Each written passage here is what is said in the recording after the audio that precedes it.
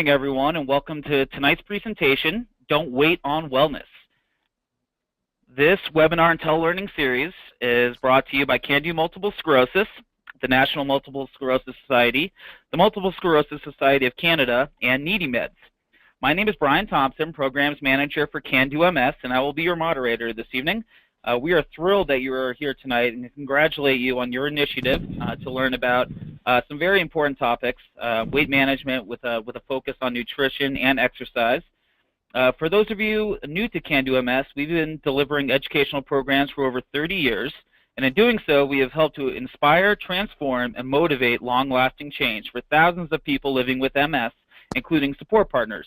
For more information on CanDo MS's programs and resources, please visit our website, www.mscando.org. CanDo MS is excited to partner with the National MS Society to bring you 15 webinars in 2017. The mission of the National MS Society is to help people affected by MS live their best lives as they stop MS in its tracks, restore what has been lost forever, and end MS forever. To explore the Society's programs, services, resources, and connection opportunities, visit nationalmssociety.org. Finally, we are proud to partner with NeedyMeds tonight. NeedyMeds is a national nonprofit organization that provides free information to help people afford medications and healthcare costs. Learn more about thousands of assistance programs, sliding scale clinics, and drug discount coupons by visiting the NeedyMeds website, www.needymeds.org. Again, we're really thrilled that you are joining us this evening, and we encourage you to be part of this interactive discussion. We'll leave about 20 minutes at the end of this webinar for questions and answers. If you have a question during the presentation, please type it in using the question chat box found in your control panel, which should be in the lower right hand of your screen. You'll also see some other neat features in that box, including a few handouts. The handouts include an article written by our two presenters tonight, as well as some supplemental resources. And you'll also see a PDF version of tonight's slides that you can use to go back to. At the end of the webinar, we will be emailing out a copy of the slides as well. In addition, the webinar will be archived on our website, www.mscando.org, beginning on Thursday, so you can go back and watch anything that you missed. This presentation is being recorded and will be archived on the websites. Because it's being recorded, all telephone lines have been muted. You can download a copy of tonight's presentation and the handouts from your control panel. And then a copy of the presentation will be emailed to you along with a survey. At this point, it's my honor to introduce our two speakers. First, we have Mona Bostick, who's a registered dietitian nutritionist with a private practice in Greensboro, North Carolina. She holds a BS in nutrition, graduating magna cum laude from the University of North Carolina at Greensboro. Among her many accomplishments, Mona is a board-certified specialist in oncology nutrition and is a certified adult weight management trainer. Mona was diagnosed with relapsing remitting MS in 2008 and is passionate about helping people with MS gain a better understanding of how nutrition can improve the quality of their lives. So first of all, welcome, Mona. Thank you, Brian. It's so great to be here. Well, thank you very much. And our second presenter tonight is Mandy Rohrig, who earned her Bachelor's of Science in Exercise Science at Nebraska Wesleyan University, as well as her Doctorate of Physical Therapy from the University of Nebraska Medical Center in Omaha. She currently works in an outpatient physical therapy setting where she specializes in the rehabilitation of individuals with neurological conditions, with a special emphasis in the treatment of individuals with MS. She is actively involved in the MS community locally, nationally, and even internationally. Mandy also sits on several committees for CanDo MS and currently serves as one of our programs consulting coordinators. And so we are thrilled to welcome back Mandy. Great. Thank you, Brian, and thank all of you for joining us tonight. Welcome. And with that, I'm pleased to welcome Mandy and Mona to discuss wellness and weight management with a focus on nutrition and exercise. That's wonderful. And again, this is Mona, and before I begin, I wanted to also point out how perfect the topic is tonight, because as we all know, March is a month where we want to focus on MS awareness, but what you might not realize is that it's also National Nutrition Month, so this topic is very timely. But after tonight's webinar, we hope that you will all have a better understanding and be able to define obesity, identify habits and comorbid health conditions associated with obesity, identify the relationship between obesity and multiple sclerosis, understand an often overlooked concept that health benefits of physical activity and good nutrition are independent of weight loss, be able to define the roles of nutrition and physical activity and weight management and health, identify habits associated with good health and healthy weight, and perhaps most important, we'd like you to be able to walk away with a few strategies to help you implement some healthy habit changes. So we can start at the beginning by defining what is obesity. Obesity is a complex condition with biological, genetic, cultural, and environmental influences. It's a risk factor for numerous chronic health conditions. It is linked with a decreased quality of life, and an estimated 30% of adults in the United States are considered to be obese, which in clinical terms is defined as having a BMI of 30.0 or higher. Body mass index is a calculation based on your weight in relation to your height. What is the connection between obesity and MS? I believe somebody asked a question during the registration process about this. And results of several recent studies suggest that obesity, or specifically a higher body mass index during adolescence, may be a risk factor for the development of MS. And when MS does develop in people with high adolescent BMI, symptoms occur at an earlier age.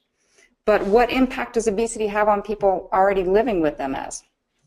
MS is a disease with a poorly understood diversity of outcomes. Those of us who live with MS all know that everybody experiences it differently, and it's thought by many that obesity and the chronic health conditions associated with obesity may help to explain this. Next slide, please. That brings us to the comorbidity conundrum. To better explain this, as I said, obesity is a risk factor for numerous chronic health conditions like type 2 diabetes, cardiovascular disease, metabolic syndrome, hypertension, obstructive sleep apnea, arthritis, and some cancers. And when you have one or more of these conditions in addition to MS, they're referred to as comorbid health conditions. Having one or more comorbid health conditions at the same time that you have MS, this is linked to an increase in disability and a decrease in quality of life. And while no specific diet will cure MS, improving your diet and other daily habits, including exercise, can improve your health and how you feel every day. If you have one or more comorbid conditions, healthy habits will help you manage them more effectively. In other words, you will have better blood sugar control, improved blood pressure, improved triglycerides and cholesterol, and so on. If you don't have a comorbid health condition along with MS, adopting healthy habits will help reduce your risk factor for obtaining one. And if you, like me, work better with pictures, this picture says, the MS plus chronic conditions equals a decrease in quality of life and an increase in disability. And the healthy habits that you can adopt will impact your likelihood of getting a chronic comorbid condition. So, healthy diet and exercise are an important part of achieving and maintaining a healthy weight, but is that the only reason to change your habits, to lose weight? I'll let you in on a little secret. Physical activity and good nutrition provide health benefits that are independent of weight loss. This means that your daily habits can help you to achieve and maintain a healthy weight, but they also impact more than just the number on the scale. Eating right, moving your body, practicing healthy habits like managing your stress, getting good sleep, not smoking, they will all have a positive impact on your health, even if you have not yet met your weight loss goal. In other words, there are a lot of reasons to make healthy changes. Weight is only one of them. So Mandy, what do we know about the relationship between weight and MS? Well, we do know some research is suggesting that high blood pressure or hypertension, smoking, heart disease, diabetes all have an association or a correlation with increased lesion volume or the size of brain atrophy that is present. And all of this can correspond with loss of function, which is certainly a concern. Similarly, vascular conditions such as high blood pressure, type 2 diabetes, elevated fat within the blood is also associated with disease progression and also associated with disability. Now, this association has been noted in the literature in both early disease as well as later in the disease. But I think what is key with this message is that these risk factors, these conditions that we're speaking of, can be modified, and that would suggest an overall positive effect on the disease itself. Next, please. So how does exercise and good nutrition, can that influence quality of life? How does excess weight impact quality of life? First, it can contribute to pain, more specifically low back pain, knee pain, hip pain. That's often what I see in the clinic. It can worsen MS-related fatigue. It can challenge bowel and bladder function that is already often quite challenged as a result of the disease itself, and challenge overall mobility. So movements such as, say, transitioning into and out of a bed or in and out of a chair can certainly be much more difficult if there's a lot of excess weight present within the midsection. And even though excess weight can cause challenges and certainly compromise quality of life, it can be modifiable. Weight loss is an effective way to help minimize the effect of these symptoms on your quality of life. So Mona, can you tell us a little bit more about what are those modifiable and not modifiable habits and factors that are associated with obesity? Absolutely. Next slide, please. Yeah, absolutely. Obesity, as we said, it's a complex condition that's influenced by several factors, some of which are beyond our control and may not be easily modified. These include genetics, medical conditions, and some medications that make it challenging to lose weight. But it's important to know that genetic predisposition and medical conditions are not destiny. Healthy diet and exercise may counteract some of the obesity risk related to these factors. And many daily habits that are linked to obesity are modifiable, meaning that we can change them. And changes will have a positive impact on our health. Some of these modifiable daily habits include eating habits, exercise habits, sleep habits, stress management habits, and smoking. But does this mean, Mandy, does this mean that we need to begin a restrictive diet and a demanding exercise regimen to become healthy? Oh my, it does not. So this is one of my favorite slides. I am on a 30-day diet, and so far I have lost 10 days. Does anyone ever feel like that when they've tried a diet? Diet implies a beginning and an end, and in order for healthy habits such as eating and exercise to be beneficial and certainly achievable and sustainable, you have to have that consistency. That sustainability is that key ingredient. So I think it's in our best interest if we all avoid this 30-day diet. So again, just to reiterate and reaffirm that health benefits of physical activity and good nutrition are independent of weight loss. So hopefully we're helping to kind of shift your thought and build the case that there is a lot you can do to improve your quality of life, positively impact your MS, and maintain a healthy weight. So Mona, there is a lot we can do and control. This is really great news and really promising news. So if going on a diet is not the solution, what is? What can we control? Well, that's a great question, and it's important that you know that what you can do, what you can control really does matter. So it's important to focus on the things that you can control. Sometimes it feels like MS has taken away a lot of what we have control over, but remember that every single day we make choices about what to eat, when to eat, how frequently to eat, how much to eat, and whether or not to exercise. We have control over all of these choices, and the choices we make really matter. You can start by assessing the choices that you're making now. For example, here's just a few questions to think about as you look back over your last week or so. Did you prepare most of the meals that you eat? Did you prepare most of them at home? Did you eat at least 3 cups of colorful vegetables and fruits? And of the colorful vegetables and fruits that you eat, was there a great variety? Purple, red, yellow, orange, green? Were at least half of the grains that you ate whole grains? Did you move your body every day? Did you manage your stress? The answers to these questions and others like it are areas where you might consider making different choices to promote your health. And so, getting back to this, as a dietitian, one of the most common questions that I'm asked are, what is the best way to lose weight, or what is the best diet to follow with MS?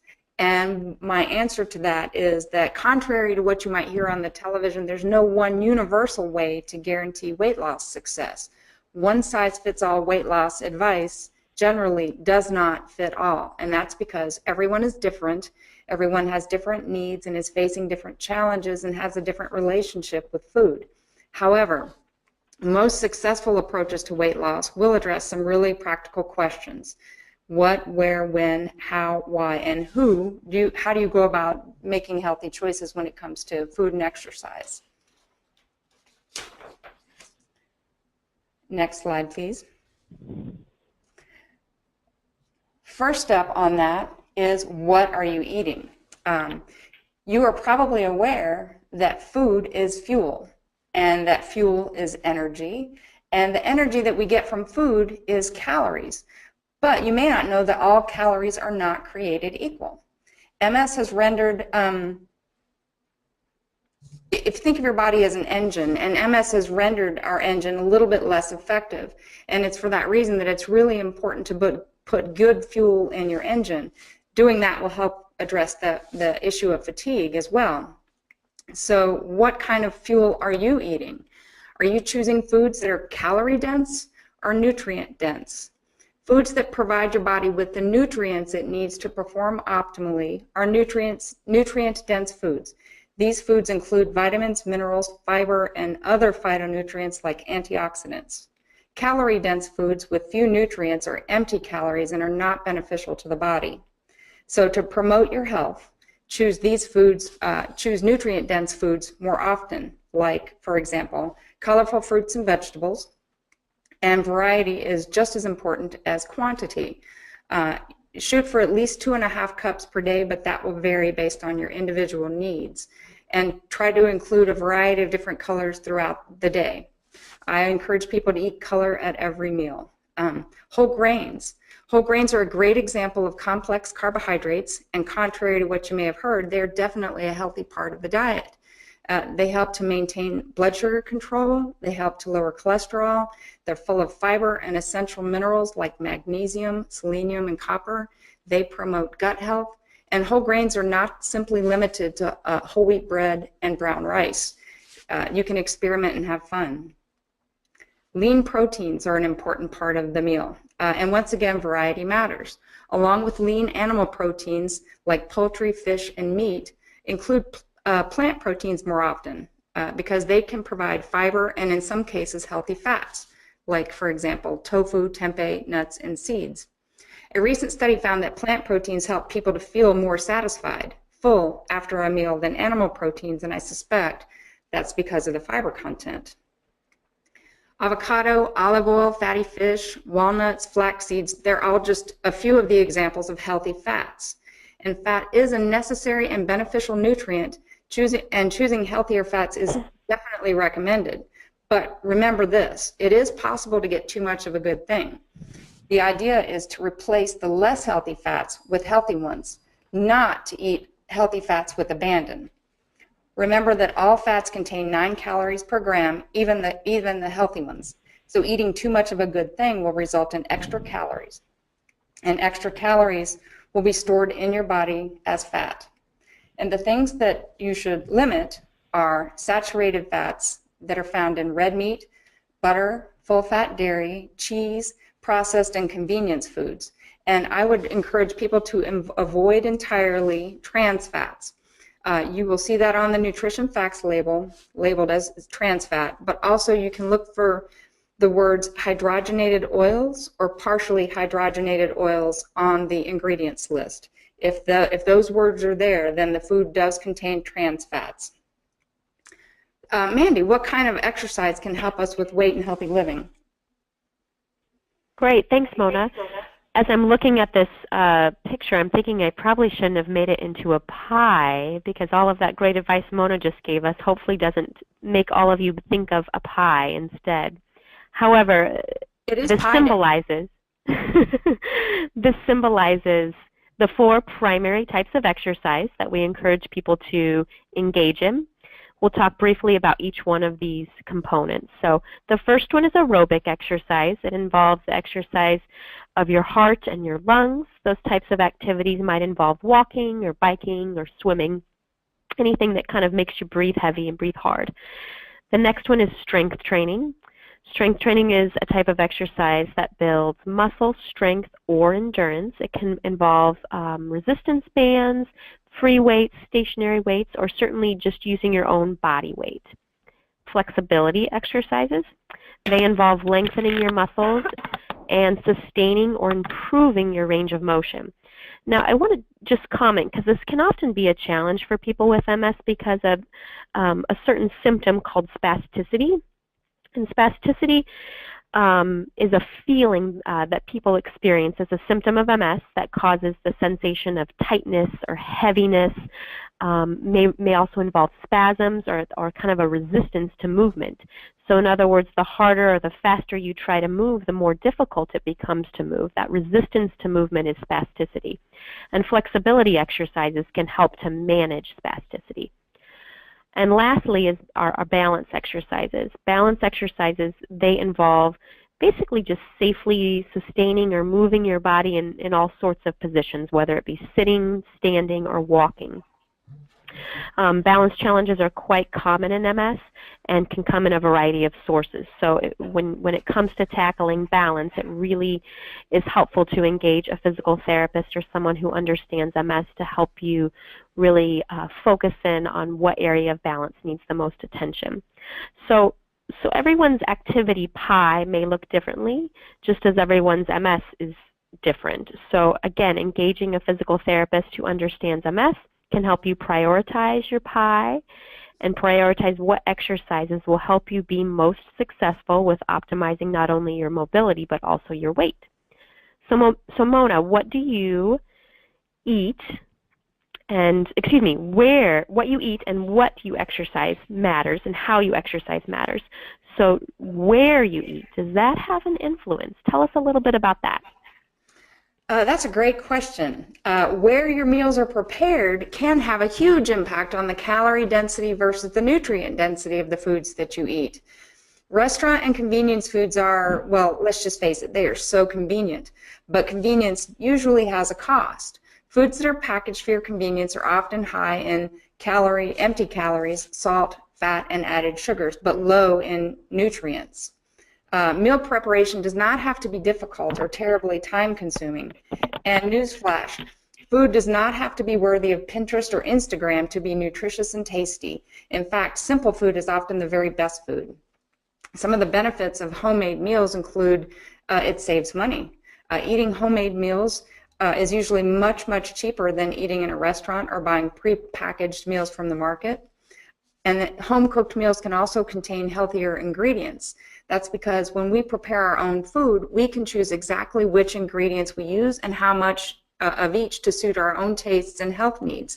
So, for example, if you're trying to cut back on salt, you can, you are in charge of how much salt you put in to your recipe, or if you wanted to substitute, like I talked about before, substitute a healthier fat for a less healthy fat.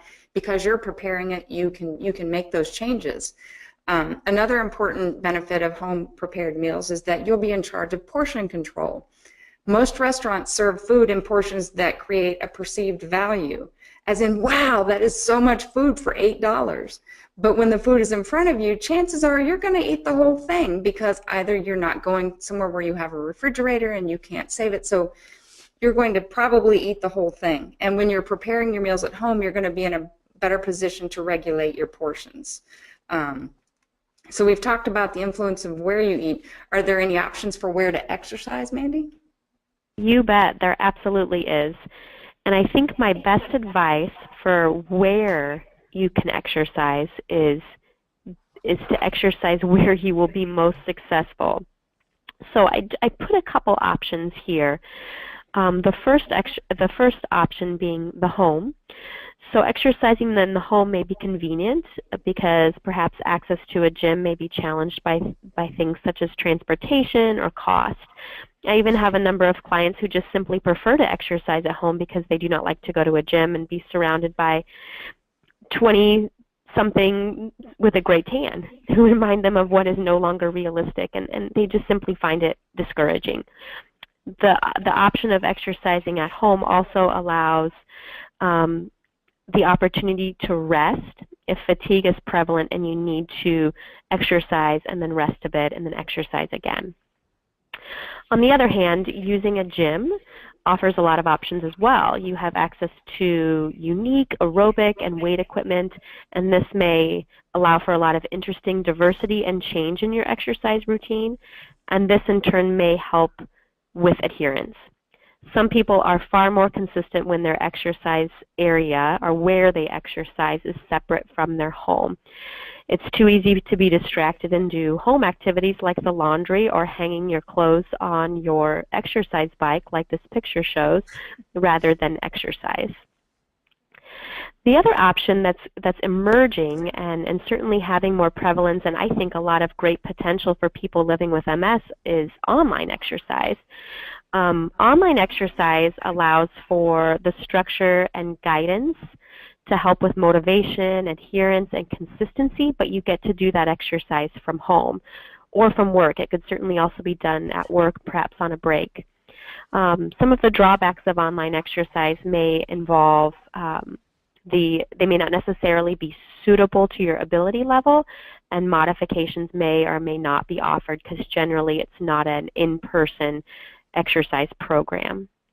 So all of that said, there are lots of online yoga and Pilates classes that can be found via a simple internet search.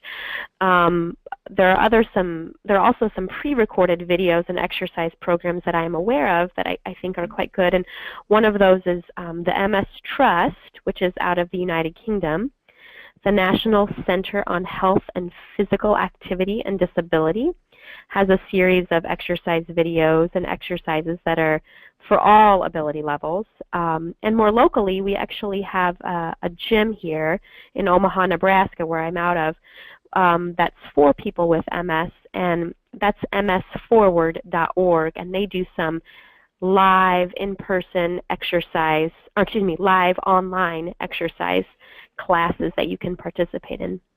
But I think that the strongest message is there are many, many options, both online and at home or at a gym. I would just encourage chatting with a physical therapist before you start one of them, just to make sure it's appropriate for you. And also remember that one of the great things about exercise is that you do have options. You have lots of options, and use those many options to your advantage to hopefully help you with adherence. So Mona, we've talked a little bit about where and what. Let's talk a little bit about the when now. Oh, absolutely. When you eat, or don't eat for that matter, can have a big impact on your weight and your health and how you feel. For example, are you skipping meals? If you're skipping meals, this can leave you ravenous, which can lead to less than optimal choices, as well as overeating when you finally do eat. I think that's called hangry. I think that's what they call that. Yep.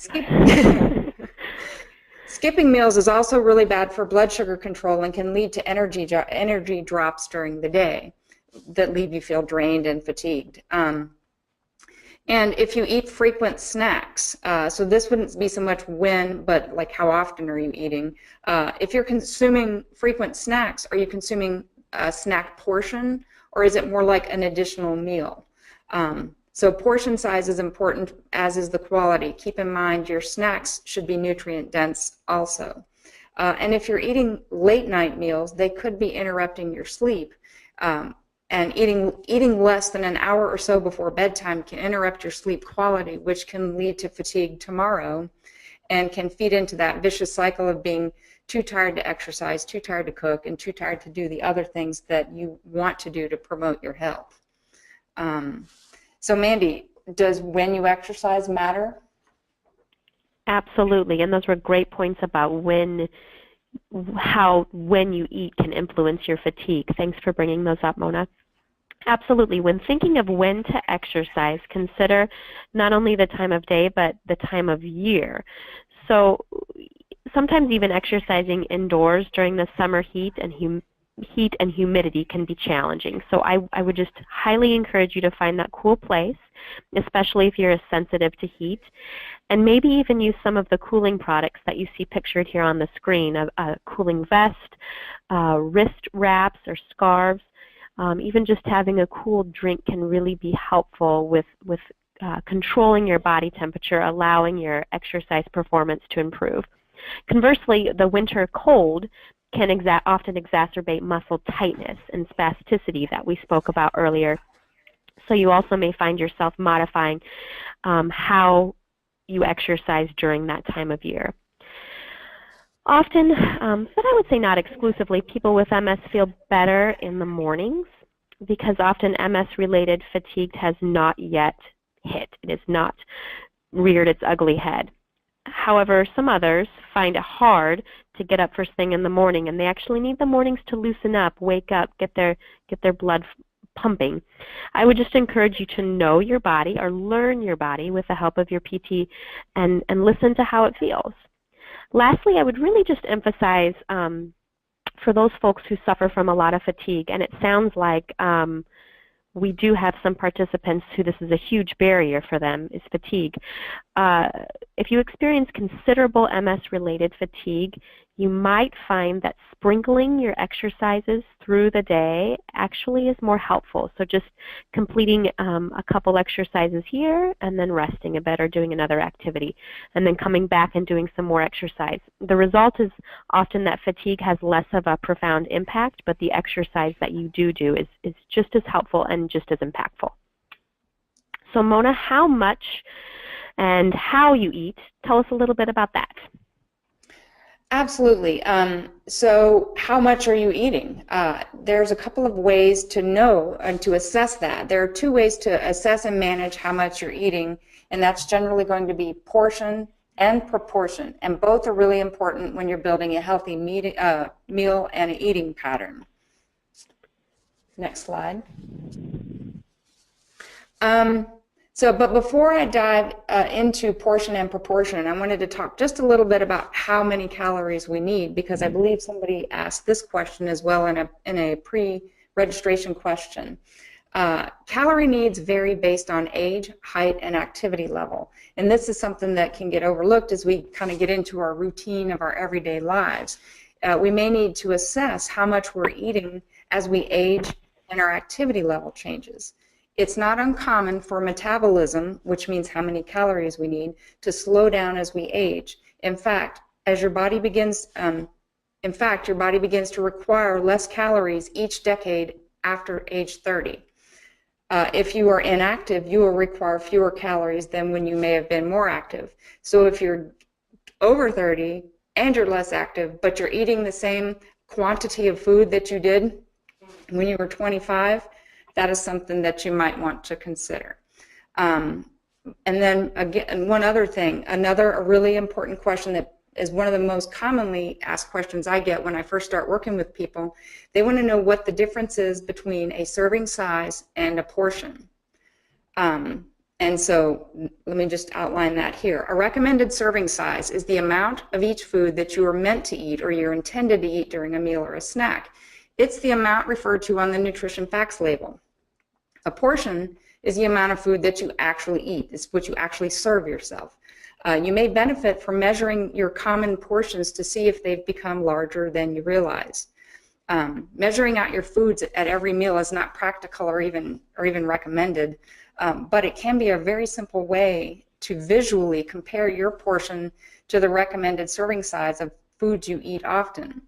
And to do this, you can pour out your usual portion into a plate or a bowl, and then measure a standard serving size of the same food into another bowl of the same size.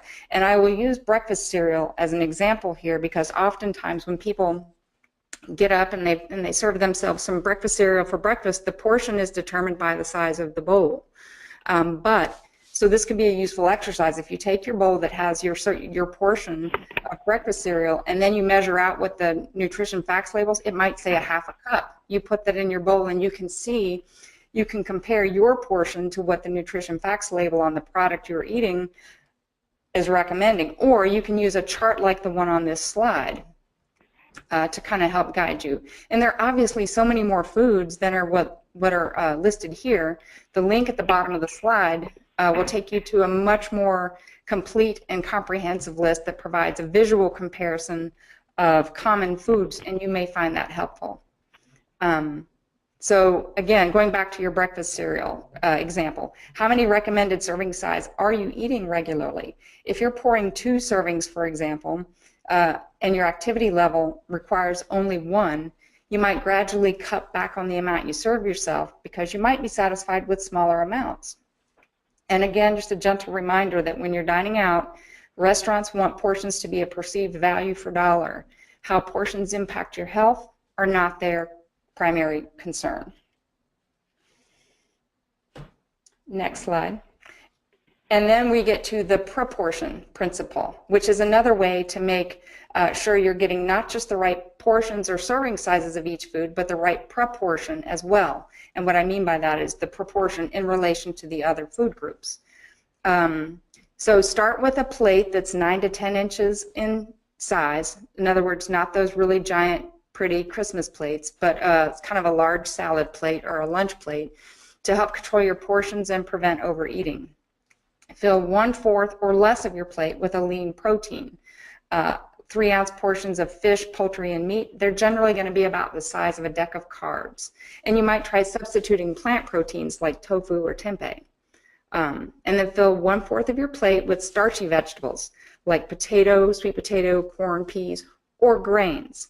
And whole grains would, more often than not, would be really great. So that's half of your plate. Now from here you can go and fill the other half of your plate entirely with colorful vegetables. They could be salads, raw, cooked, greens, broccoli, tomatoes, whatever you like. If you're not up to filling up the whole half of the plate with vegetables, you can fill 1/4 of your plate with colorful fruit. Again, the greater the variety, the better. Fruit makes a great dessert. It's sweet, and it has vitamins and minerals and fiber. Don't forget to include calcium foods like low-fat dairy, fortified dairy alternatives like soy milk or almond milk, leafy greens like kale, collard greens, spinach, and soybeans, which are all high in calcium. Another way to think about the proportion principle is to fill 3/4 or more of your plate with plant foods at every meal. But when you want to try this, it's a good idea to start slow. Apply the proportion principle at just 1 meal for the first few days, then build up to 2 meals daily by the end of the first week, and then gradually implement it most days. Mandy, can you tell us what we need to know about how to exercise?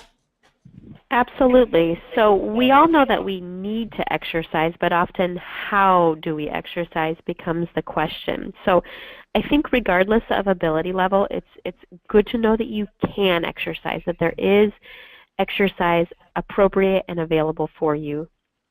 And I also think it's good to remember this guide. It's called the FIT principle, the FITT acronym, frequency, intensity, time, and type. And this is a guide to tell you just that, how often to exercise, how hard to exercise, how often, and then what types of exercise are appropriate for you. And we'll discuss each of these within the categories of aerobic, exercise, strength training, flexibility, and balance in the next slides.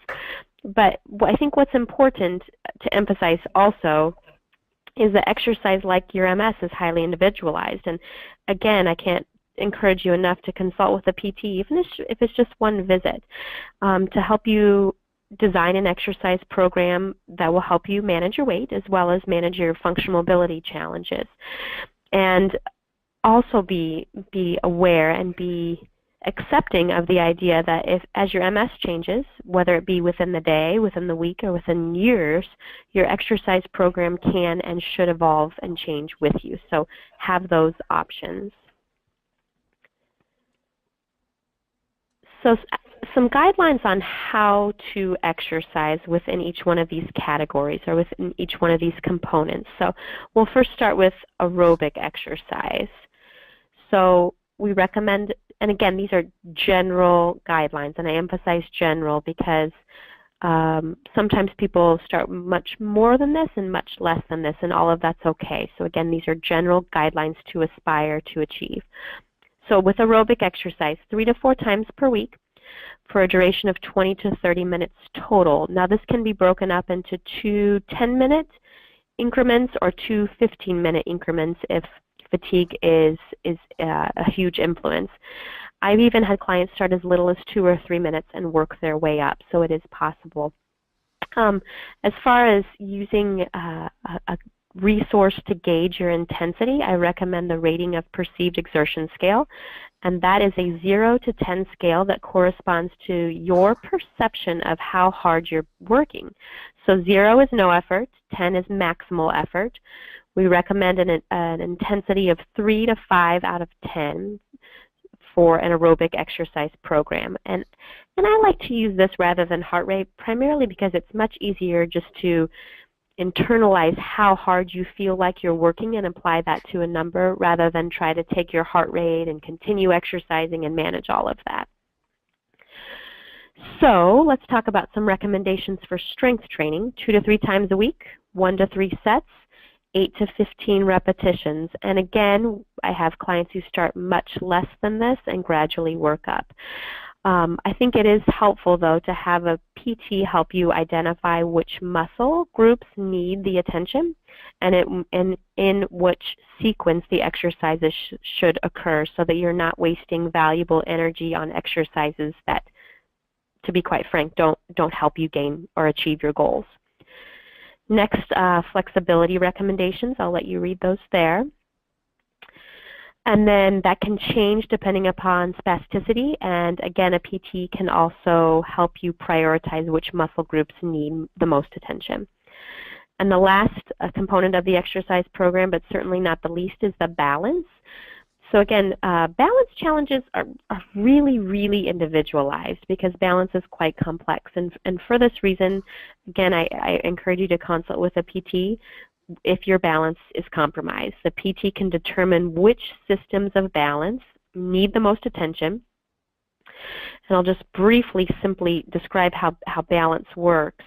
We have 3 primary sensory systems that help with balance. The first one is your vision, or your eyes. Your ears help with balance, and that interprets kind of rotational movement and translational movement. And lastly, you have the muscles and nerves in your legs or in your feet.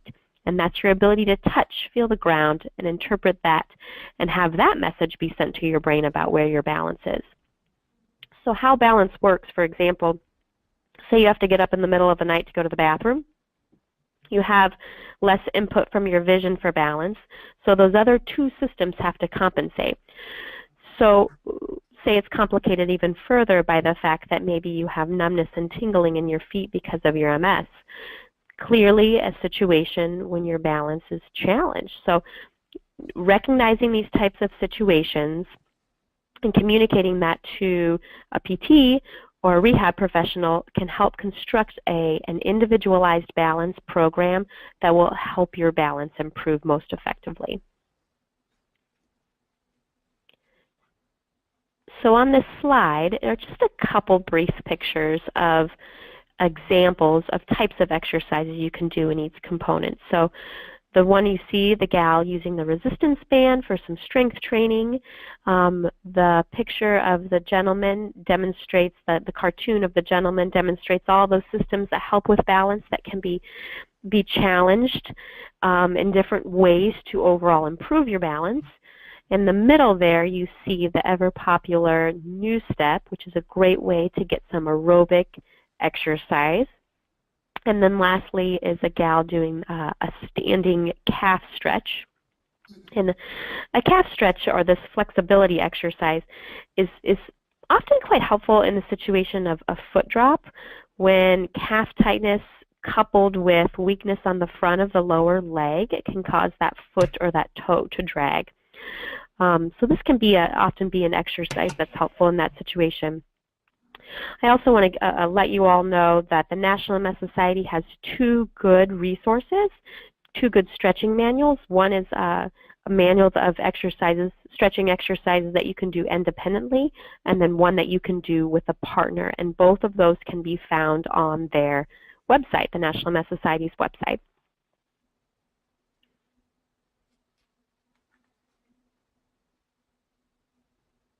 So again, how much exercise do you need? Everyone's needs are unique, just like your MS. So again, recruit help to prioritize your needs. I just want to emphasize you do not want to be wasting valuable energy on exercises that are not helping you to achieve your goals. Next slide. So too much exercise. I do 5 sit-ups every morning. May not sound like much, but there's only so many times you can hit the snooze button. I often feel like those might be the only sit-ups I do all day. So too much exercise. More seriously, what can be, can you exercise too much? Can you cause harm? In short, no, not likely, unless you're placing yourself at risk for falls or for an injury.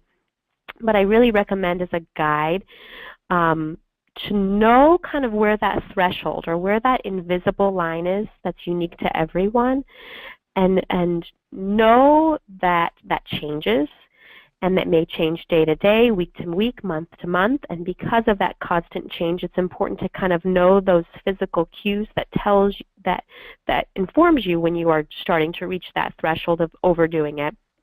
Perhaps maybe your eye starts to get blurry, or maybe you get some numbness in your leg that really intensifies when you start to get overly fatigued.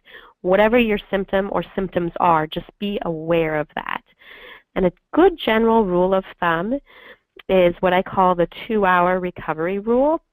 If you don't feel like you've recovered and returned to your baseline within 2 hours after exercising, then you have done too much, and you need to back off the next time. So keep that in mind when you're exercising, wherever you exercise.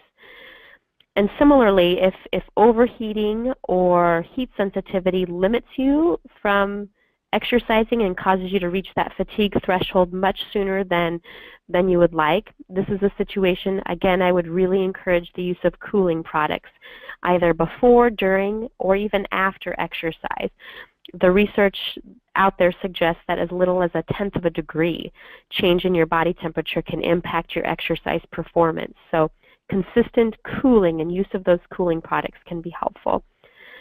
And last but certainly not least, there are days that fatigue is just terrible. Like, that's just the bottom line. It's terrible. And you need to have exercise options for those days. So when fatigue is overwhelming, have an option for some type of constructive movement. Maybe it's stretching, maybe it's deep breathing, but some combination thereof. So, Mona, now that we have chatted about the who, what, where, when, and how, let's talk about the why. Why do we eat? We certainly know it's not always when we're hungry, right? Yeah, that is such an important question, and it's such an important point. In fact, I think there were a couple of questions regarding the emotional aspects of eating in the pre-registration questions. So how often do you actually consider, or how often are you actually aware of why you're eating? And understanding why you are eating is such an important part of eating healthy. So I'll just review real quick the differences between physical hunger and emotional hunger. Physical hunger comes on gradually, and physical hunger is how, in a perfect world, that is what would prompt you to eat. You're physically hungry, and so you respond to that and you eat. That kind of hunger comes on gradually. It occurs several hours after a meal. It strikes below the neck, and you're going to recognize it because your stomach will be growling, reminding you it's time to eat. Physical hunger can be satisfied with any type of food. Even your Aunt so-and-so's tuna salad that you just really don't like. If you eat enough of it, it will fill you up and you'll be full. You can be satisfied with any type of food. Your hunger, physical hunger, goes away when you're full, and once you're full, you can stop eating. And this kind of hunger leaves you with a feeling of satisfaction, not guilt. On the contrary, emotional hunger comes on suddenly and feels urgent. It's unrelated to the time since your last meal. You may have eaten lunch an hour ago and have encountered a stressful situation at work, and now you feel an emotional hunger. This type of hunger usually occurs above the neck in your head, and it's telling you that you really need a specific kind of food. You need pizza, ice cream, chips, cookies, something like that that's going to make you feel better. Emotional hunger persists despite fullness and often leads to eating more than you normally would. And this type of hunger usually leaves you feeling guilty, disappointed, and upset with yourself. It's important to understand why you're eating, because stress, boredom, anger, frustration, sadness, and other emotions can often cue a person to eat for reasons other than hunger and can cause us to overeat. Managing your weight in the long run is only possible if you can complete this statement with something other than eat. It might be helpful to keep a food journal to increase your awareness of situations that cause you to eat for reasons other than hunger or to overeat. This type of a food journal would not be intended for logging calories, but rather as a tool for you to identify what cues you to eat. So remember to write down all of the foods you eat, not just the healthy stuff, because this is for your eyes only, and make note of how you were feeling that led you to eat. Learning to manage these cues appropriately is an integral part of eating healthy, and making changes to the why we eat is, for many people, more difficult than understanding the what to eat. A registered dietitian is trained to help you with these challenges. Mandy, can you share some of the reasons why exercise is good for us and can help improve our quality of life with MS? Yeah, absolutely. So the role of exercise, I think it should actually be why not to exercise, because we know with a lot of evidence that the role of exercise extends well beyond calories and weight management. The more and more research is emerging about the role of exercise on a functional level, on a level of brain health, and in a level at the immune system. We know that exercise can influence neuroplasticity. We know that exercise can influence our bone density, our mood and cognition, and certainly, excuse me, can create more of a neuroprotective environment for our immune system. So overall, exercise seems to have a profoundly positive influence on our whole body and our whole quality of life. So what a great answer to the why, right? Absolutely. So body fitness and brain fitness equals brain power, but what does the research say? We do know there's an association between aerobic fitness or cardiovascular fitness level. Next slide, please. And the presence of brain tissue damage or atrophy. So exercise can help to preserve this brain tissue, and it also may help improve cognitive functioning, which is quite prevalent among folks who have MS as well. Similarly, good aerobic fitness may exert what we call a protective or prophylactic influence. We call this the preconditioning theory. The more acclimated a nervous system is to a low-dose stressor like exercise, the better equipped it may be to respond from a more involved stressor like, say, a relapse or significant disease progression. So again, more good reasons for consistent exercise. Next slide, please. So we've talked extensively about the who, what, when, where, why, and how of healthy habits related to eating and exercise. Now, we hope you're starting to think a little bit about those next steps and more specifically the who. Who can help you start to make these positive changes? So this slide kind of demonstrates who makes up your MS team. Who are those providers that help you live well with your MS? I think what I'm going to do is just point out a few of the professionals that may be a little less involved in consistent care for people with MS. You may be someone who's had access to all of these professionals, but if you're not, certainly accessing any of these in any situation when you aspire to manage your weight differently, you can ask these folks and they should be able to direct you to the right person. So again, I'm just going to point out a few of the lesser known ones. Physiatrist is a physician who specializes in movement.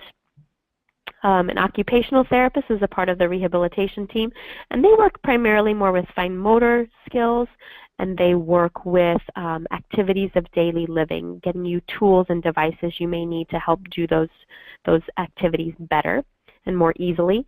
A speech pathologist can not only help you with speech and swallowing, but can also help you with cognitive challenges you might have.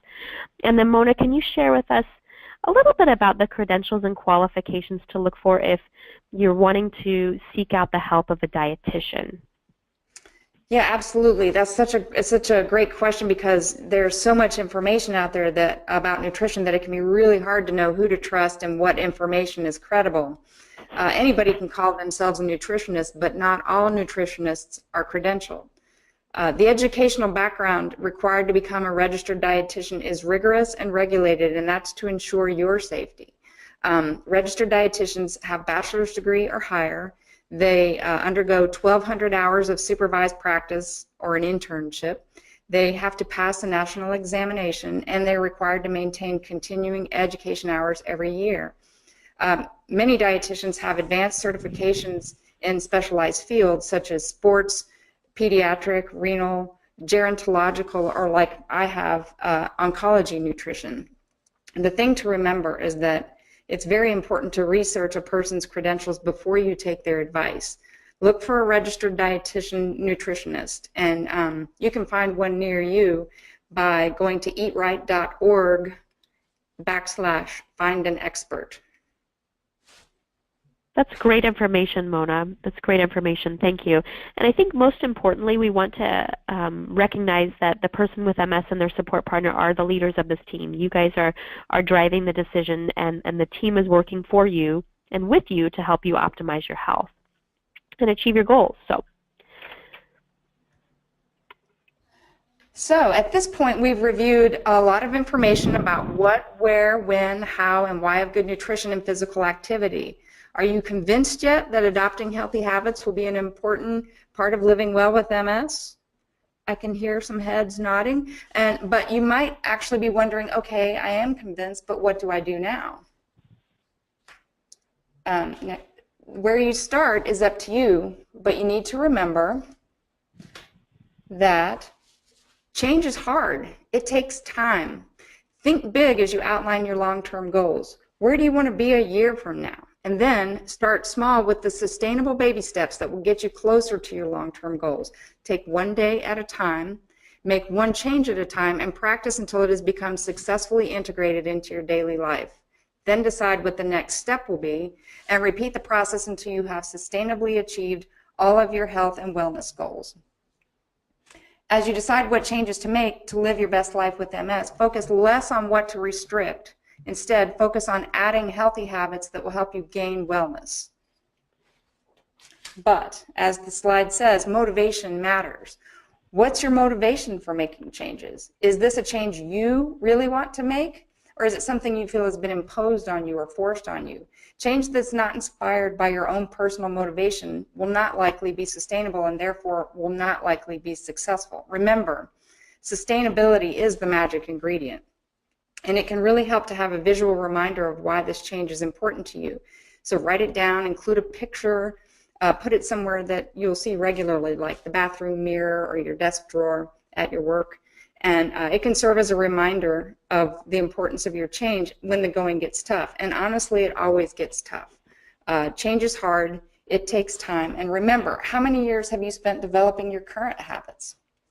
You need to spend at least that much time developing new ones. Next slide, please. And so you have decided that you're committed to making a healthy change. You have identified your motivation. What's next? You need to start by setting short-term SMART goals. SMART stands, the S is for specific. In other words, your goals are have specific actions needed to reach the goal. They're measurable. You know how much to do and when the goal has been achieved. They're action oriented because you need to take action to achieve your goals. What will you do? They're realistic. The goal is practical given your resources and time, and it's time based. There's a specific time frame to achieve the goal. One way to think of SMART goals is that they are the roadmap that keeps you focused on the supportive actions that will bring you closer to your long-term goal and away from the counterproductive actions that would be easy to fall back into without a plan. So your SMART goals are your game plan. An example of a food-related SMART goal would be, I will eat 2 servings of vegetables, that's specific, realistic, and action-oriented, with the evening meal, which is measurable, and for the next month, that's time-based. Mandy, are there any exercise SMART goals that you can think of? Yep, yeah, absolutely. So one would be I will participate in cycling for 10 minutes 3 times a week for the next month and a half. That would be a SMART goal for exercise. Concrete SMART goals, you're ready to put your healthy new habits into action. One way to keep track of your goals and action steps, keep them fresh in your mind, would be useful. It might be useful to use a habit tracker like is represented on this slide. It doesn't have to be fancy. Just a simple hand-drawn chart in a notebook will do nicely. Place it where you can see it often and keep track of your progress towards your goals. There are a bunch of apps out there on your, available for your phone, but many lack the ability to individualize the goals. And since you've spent so much time listening to us tonight about establishing your own individual goals, it's really important that you be able to follow through with that. And although it's not on the slide, there is a website, supertrackerusa.gov. It allows you to create a profile, create your own personal goals, and track your progress toward those goals. That's a very useful app, and I really like that. You can access it on your computer or your device, but a notebook will do just fine as well. And next slide. As you work toward your goals and track your progress, remember that life happens. Expect setbacks and learn how to overcome them. Setbacks are common, and when they happen, just try to recall the reasons why you were making this important change. Recall your motivation. Identify the specific roadblocks and find ways around the obstacles. If a particular goal seems extremely difficult, just consider setting it aside for a bit. And forget about the problem goal for a while, focus on something else, and return to it when the time is right. Each small step forward creates success that you can build on. Mandy, how can our support network help us deal with challenges? Absolutely. So weight loss and weight management is tough without MS, and it's especially challenging with MS. So just remember you're not alone. Engage your healthcare team, engage a positive support system, whether it be family, friends, your workplace, when you have challenges, and to help you achieve your overall goals. That's great, and that brings us to my favorite part, which is celebrate successes, big and small. Everybody is on a different path towards different goals, facing different challenges. As you make efforts to change your habits to promote your health, it's important to celebrate success. What seems like a small victory to one person may be monumental to somebody else, so it's not helpful to compare yourself to others. Give yourself a pat on the back when you do your hard work. Do something fun and special for yourself. How can you reward yourself? Be creative. Does this apply to exercise too, Mandy? Absolutely. Absolutely. That's great. Well, this brings me to my favorite thing ever, and that's the 80-20 rule. Perfection is not realistic or sustainable. Nobody is perfect, and perfection is not a healthy goal. It's not a SMART goal. Aim to choose foods that nourish your body at least 80% of the time, and don't worry about the other 20%. There may be some weeks when you actually go beyond 80%, but there will also be times where you fall short of that. Again, that's okay. It's important to resist moral judgments about food. Good foods, bad foods, cheat days, all these terms just imply badness. And again, that's not helpful. Just focus on eating nourishing foods most of the time. If you invest a little bit of time in your health by planning and preparing more of the meals you consume, it might actually be easier than you think. Does the 80-20 rule apply to exercise, Mandy? Absolutely, it certainly does. It certainly does. And every bite and certainly every movement that you make is an opportunity to promote your health. So every bite, every moment matters, every movement matters. Next, please.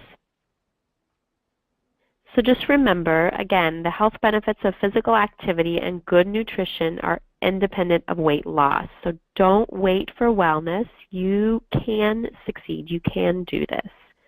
Mona, any closing thoughts? Yeah, just be kind to yourself through the ups and downs of diet and habit change. It's hard, change is hard, and it takes time, but a positive attitude will help you get through it. Well, thank you both so much. There was so much great information, both from the nutrition side and the exercise side, and you really did a great job of bringing it all together into an overall an achievable wellness plan. And I certainly feel motivated and really appreciative of everyone joining us, and both Mona and Mandy joining us. We're running out of time, but we are going to just do a couple questions that have been coming in, and we really appreciate all your great questions. And we'll go through a couple of them. If we don't get to your question, I'll tell you about some more resources where hopefully we can get your concerns and your questions answered.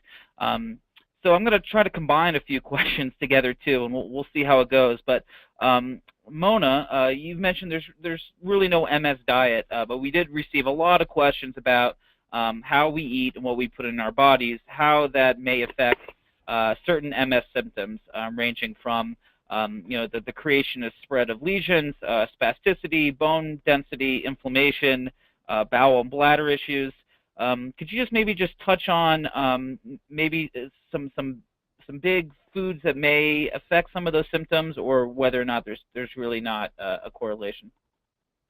Well, that's a very big question, and I'll try to keep it as succinct as I can. In terms of lesions, there's research going on now about high sodium diets that might increase disease activity in MS, but that is ongoing research and there's nothing definitive yet. In terms of other symptoms, just to kind of lump it all into one, eating, as I described on the slides, eating nutrient-dense foods will make sure that your body, your engine, has all of the nutrients it requires to function as well as it can, and all of the fiber-rich plant foods will help to contribute to, say, better bowel function and, help you feel better.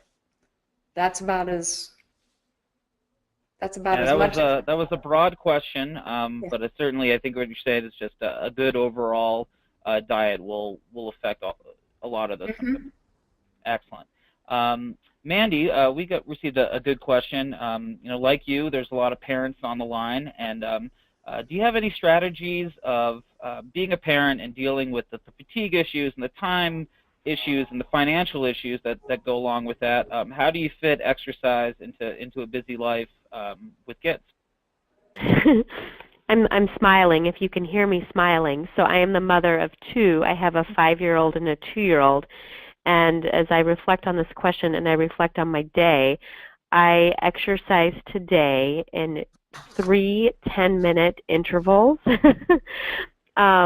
Because that's what the management of my children and my day allowed. So I think my best advice when fatigue is an issue, cost is an issue, and just managing a household and a family that's a lot to manage. So I think sprinkling your exercise through the day, choosing when you exercise and when you rest, and keeping in mind that both are equally as important, will help you find and help you address that challenge. So sprinkle through the day. Do it as you're able.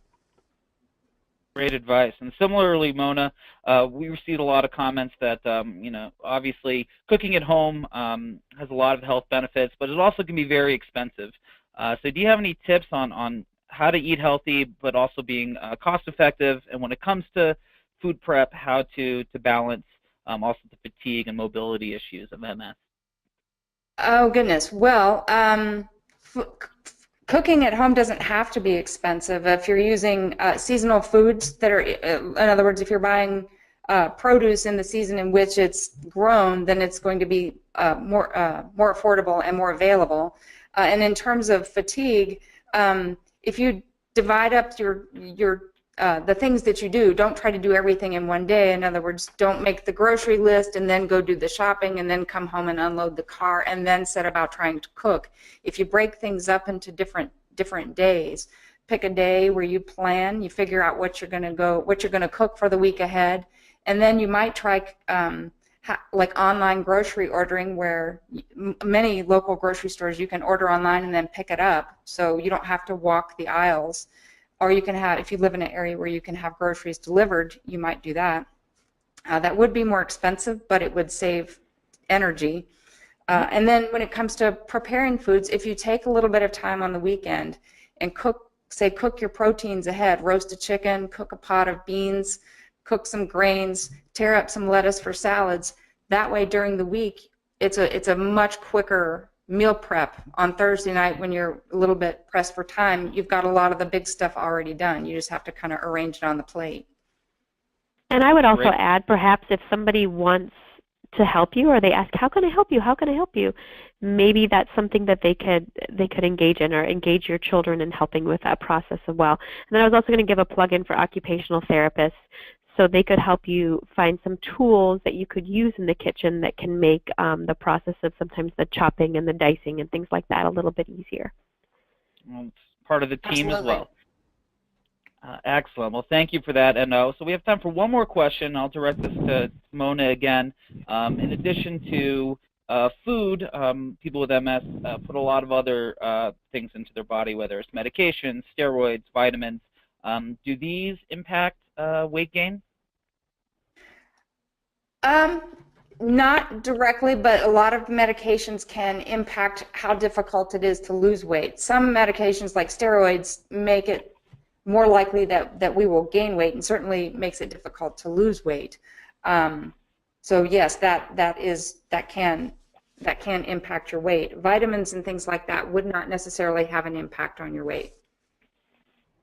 Excellent. Well, thank you again both for your time and your excellent comments, and hopefully this will inspire and inform people to think about their nutrition and their exercise, and also go out and see a dietitian, a nutritionist, and as well as a physical therapist, and be really empowered with their wellness. Thank you again for everyone for joining us. I do want to let you know about a few resources that will be a great addition to what we learned tonight. On the Can Do MS website, there's a number of resources, including a library with a number of articles, including a great article written by Mona and Mandy that's also included in your handouts this evening. There's also an e-news, monthly newsletter that we send out, as well as all of our archived webinars. And then there's the Ask the Can Do team, and this is an opportunity to submit your question to Can Do MS, and we'll do our best to get it answered by our nationwide team of MS care experts. So there's some great resources with Can Do MS, as well as the MS Society, particularly nationalmssociety.org/diet. They have some really great resources. They also have some exercise resources, and as well as a number of different topics. So we certainly encourage you to take advantage of all the resources that National MS Society can offer. Finally, I want to let you know that it is MS Awareness Month, and we're excited to work with Biogen and other MS advocacy groups on My Support Hero, a way to celebrate support partners. We want to help you honor your support heroes, including family, friends, healthcare professionals, or others who provide invaluable assistance in our lives. There's a number of ways for you to show your appreciation. Post social media using the hashtag MySupportHero, as well as following us on Facebook and Twitter, and sharing your post containing this beautiful virtual flower that you see in front of you. And visit AboveMS.com to download the flower and replace your social media profile picture with this image. Also check out AboveMS.com for more information on hashtag MySupportHero, as well as tips and tools from MS expert contributors and those living with the condition. And then finally, our next webinar is actually next week. We got a busy month,